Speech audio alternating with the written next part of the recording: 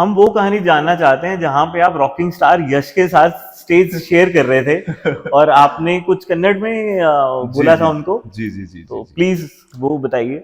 KGF 2 की डबिंग्स थी हम्म। और हमें बेंगलोर बुलाया गया था।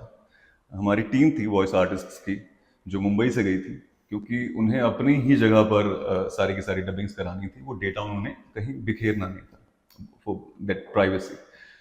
तो हमारी खुशनसीबी कि हमें वो लोग मिले जो उस पिक्चर में काम कर रहे हैं एज अ लीड। यश मिले, उनकी जो को एक्ट्रेस हैं श्रीनिधि शेट्टी, वो मिली। तो अब मैं बचपन से क्यूरियस हूँ हमेशा से कुछ छोटी छोटी चीज़ों को लेकर। मुझे लगता है कि बहुत छोटी छोटी चीज़ें ना बहुत बड़ा इम्पैक्ट डाल देती हैं, डाल सकती हैं।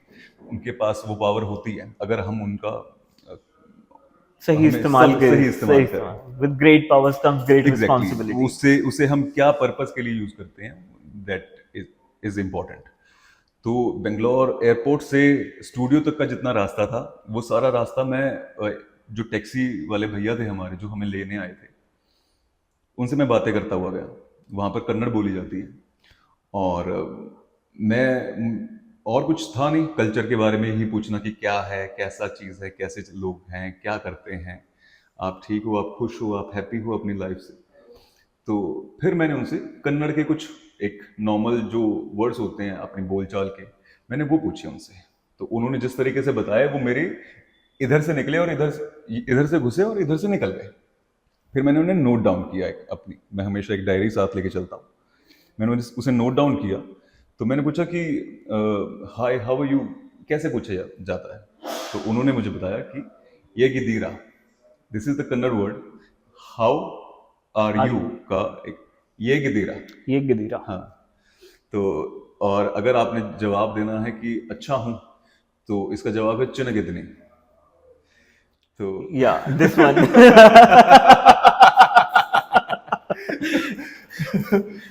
तो सी हमारे हमारे I hopeful, I am very hopeful कि जो कन्नड़ भाषी हैं वो भी हमारा पॉडकास्ट देखेंगे। जी। I am really sorry, next time जब भी कन्नड़ भाषा की बात होगी तो मैं सीख के आऊंगा। तो ये कुछ वर्ड है ऐसे जो मैंने सीखे थे वहां पे और ये काम आए। मुझे जब माइक मिला तो मूवी की कास्ट रिकॉर्डिंग रूम में बैठी थी, मशीन रूम में बैठी थी, मैं रिकॉर्डिंग रूम में था। तो जैसे ही मैंने हेडफोन लगाए, मुझे आवाज़ आनी शुरू हुई उनकी और मुझे पता चला कि मेरी आवाज़ जा रही है उन तक। तो मैंने उन्हें ग्रीट किया कि सर मैम ये गिदिरा। And there was a quick blossom in the, मतलब जितने लोग बैठे थे वो सारे के सारे एकदम से इस तरीके से, एक नॉर्थ इंडियंस के मुंह से इस तरीके की चीज शायद एक्सपेक्ट नहीं कर रहे थे वो। तो एक खुशी का फुवारा फूटा, वो पूरे का पूरा जितना रूम, जितने लोग बैठे थे वो खुश हो गए एकदम से कि वो you you sound sound exactly like our people, और देयर इज नो डिफरेंस। तो ये ऐसी कुछ बातें हुई थी। तो मुझे बड़े हंस के खुशी से वो लोग मिले। मेरा एक लाइफ का बहुत बड़ा अच्छा एक्सपीरियंस रहा।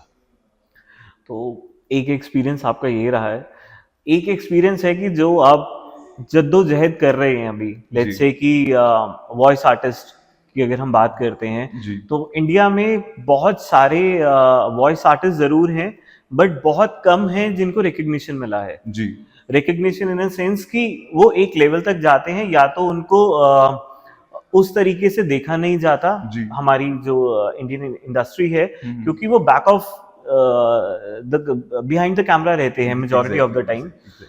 और आज के टाइम पे जो मैं मानता हूँ कि वॉइस ओवर आर्टिस्ट का सबसे बड़ा जो एक कॉम्पिटिटर है, that is AI. AI definitely. तो आप इस तरह से कहाँ से बात करते हैं कि एक हम बात करते हैं कि एक ह्यूमन टच होना चाहिए, जब जब हम इससे पहले भी हम बैठे थे तब हम बात करते थे कि ह्यूमन टच होना किस तरह से जरूरी है चीजों के अंदर, और वो है हमारा बेसिकली कल्चर, एक ह्यूमन टच वाला कल्चर पैन वर्ल्ड जो चलता जी है। बिल्कुल बिल्कुल। दूसरा है अब जो टेक्निकल कल्चर आ रहा है जो कि एआई है, हम्म। उसको आप एज कंपटीशन आप कैसे लेके चलते हैं? I guess there is no competition between human and human made AI. कुछ चीज़ें हैं जो बदली जा सकती हैं, जैसे अब मेरा मोस्टली जो, अगर मैं मेरे करियर की बात करूँ या मेरे कि एआई के आने से इम्पैक्ट आया, बट मुझे लगता है कि वो इम्पैक्ट बहुत छोटे टाइम के लिए है। आप हमेशा, अगर आप आर्टिस्ट हैं, अगर आपके अंदर वाकई आर्ट है, तो वो किसी ना किसी तरीके से फिर निकलेगा, वो अपनी जगह बनाएगा। आपको किसी ना किसी प्लेटफॉर्म पर, या आपको कभी ना कभी वो आवाज़ आएगी कि अगर आपने वो आर्ट खुद में जिंदा रखना होगा तो आप किसी भी तरीके से रख लेंगे, भले ऐसी लाख एआई आ जाए। और बात करूं अगर रिकग्नाइजेशन की भी, कि क्योंकि आज के टाइम पे बहुत सारी चीज़ें पैरेलल वर्ल्ड में चल रही हैं, एक के बाद दूसरा, दूसरे के बाद तीसरा, और बहुत क्विक फेम्स हो गए हैं।